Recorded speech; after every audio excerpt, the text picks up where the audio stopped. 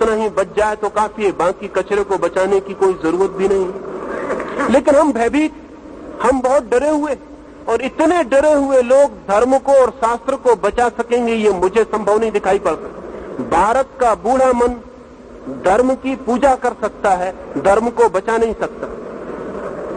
भारत को जवान चित्त पैदा करना पड़ेगा, वही धर्म को बचा सकेगा।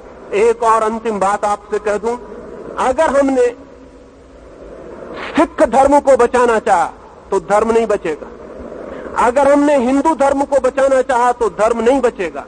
अगर हमने जैन धर्म को बचाना चाहा तो धर्म नहीं बचेगा। अगर हमने मुसलमान धर्म को बचाना चाहा तो धर्म नहीं बचेगा। अगर हमने धर्म को बचाना चाहा तो धर्म बच सकता है। असल में जब हम धर्मों को 50 हिस्सों में तोड़ देते हैं तो अधर्म से लड़ने की ताकत कम हो जाती है। अधर्म से लड़ेगा कौन? धर्म आपस में लड़ते हैं, मंदिर मस्जिद लड़ते हैं। कम्युनिज्म से कौन लड़ेगा? हिंदू मुसलमान लड़ते हैं, हिंदू सिख लड़ते हैं, हिंदू जैन लड़ते हैं। आज भी चीन में बौद्धों का मठ गिराया जा रहा है, मुसलमानों की मस्जिद गिराई जा रही है, ईसाइयों का चर्च तोड़ा जा रहा है, फिर भी बौद्ध ईसाई के खिलाफ बोले चले जाते हैं, ईसाई मुसलमान के खिलाफ बोले चले जाते हैं, मुसलमान बौद्धों के खिलाफ बोला चला जाता है। ये धार्मिक आदमी है या पागल हो गए लोग? अगर धर्म को दुनिया में बचाना है तो धर्म को बचाने की तैयारी करनी पड़ेगी, छोटे छोटे मोह छोड़ने पड़ेंगे। मेरा धर्म नहीं बचेगा अब धर्म बच सकता है, और धर्म तभी बच सकता है जब धर्म आपस में लड़ने का पागलपन बंद कर दे। अन्यथा धर्म आपस में लड़ते हैं और अधर्म की तो कोई लड़ाई अधर्म से नहीं होती। ये कितने मजे की बात कि दुनिया में धर्म 350 और अधर्म 1। अधर्म का कोई विभाजन नहीं है और धर्म के इतने विभाजन। विभाजित धर्म बच नहीं सकेगा, अविभाजित धर्म बच सकता है।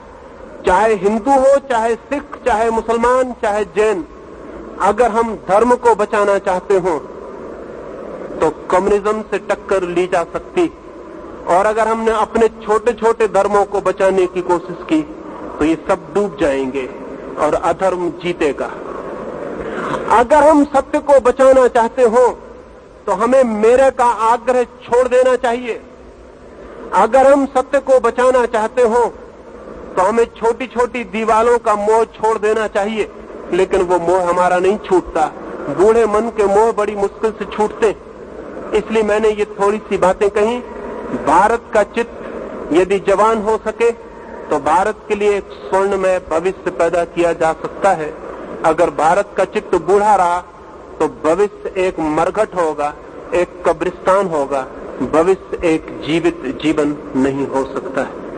मैंने ये थोड़ी सी बातें कही। मेरी बातों को मान लेना जरूरी नहीं है, क्योंकि केवल वे ही लोग अपनी बातों को मानने पर जोर देते हैं जिनकी बातें कमजोर होती हैं।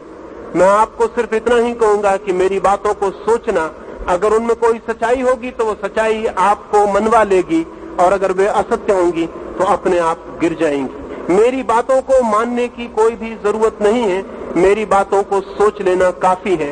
अगर आप सोचेंगे, विचारेंगे तो जो सत्य होगा वो आपको दिखाई पड़ सकता है, और सत्य दिखाई पड़े तो जीवन में क्रांति शुरू हो जाती है और युवा चित्त का जन्म प्रारंभ हो जाता है। मेरी बातों को इतने प्रेम और शांति से सुना, उससे बहुत अनुग्रहित हूँ, और अंत में सबके भीतर बैठे परमात्मा को प्रणाम करता हूँ।